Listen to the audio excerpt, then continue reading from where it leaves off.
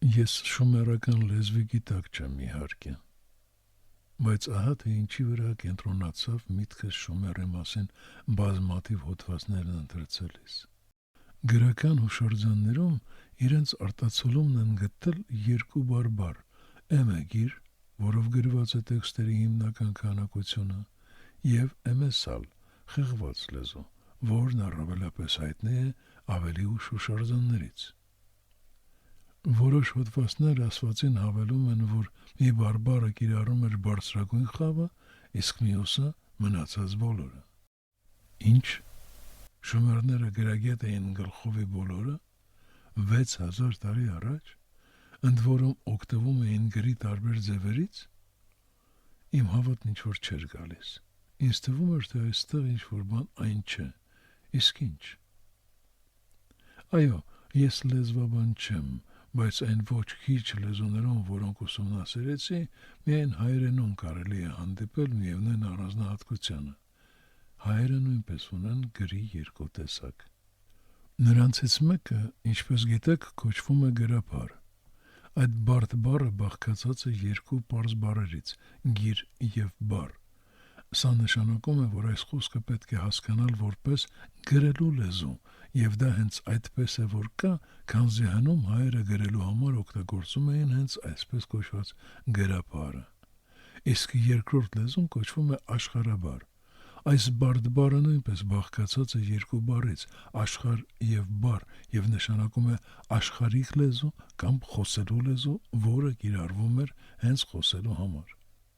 Իմիջիալոց պնդել չեմ պնդում, բայց չէր խանգարի այս թեմայով մտածել, քանի որ մեր հայերի համար աշխարհ բառը նշանակում է նաև մեր երկիր մոլորակը եւ երբեմն նույնիսկ ողջ տիեզերքը։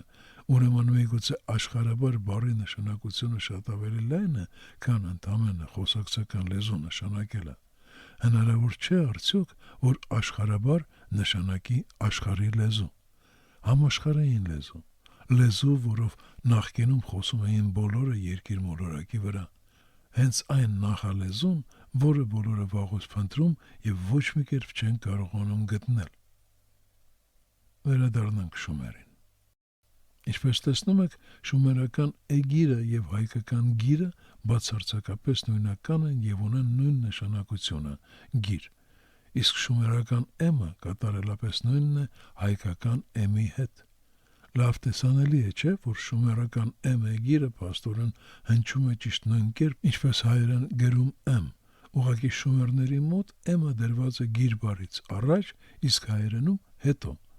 Եթե լուրջ նայենք հարցին, երևի այդ տարբերությունն էլ զարմանալի չէ, քանզի բոլորս էլ լավ գիտենք, որ ոմանք մինչև օրս իրենց տեքստերը կարդում են ոչ թե ձախից աջ, ինչպես հայերը, այլ աջից ձախ։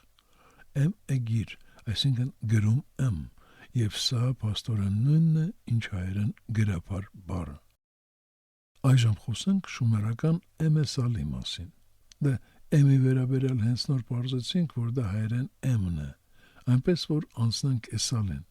Հայերենում մենք ունենք ասել կամ ասալ բառը, եւ ուղղակի պետք է կույր լինենք, որպեսզի չտեսնենք, որ դա նույն շումերական էսալն է։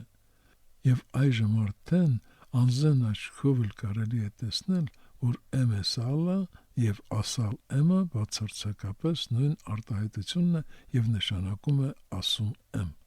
Այսինքն շումերների մոտ էմեսալ բառերը նրանց խոսակցական լեզվի անունն էին, ինչը նույնն է, ինչ աշխարհաբար։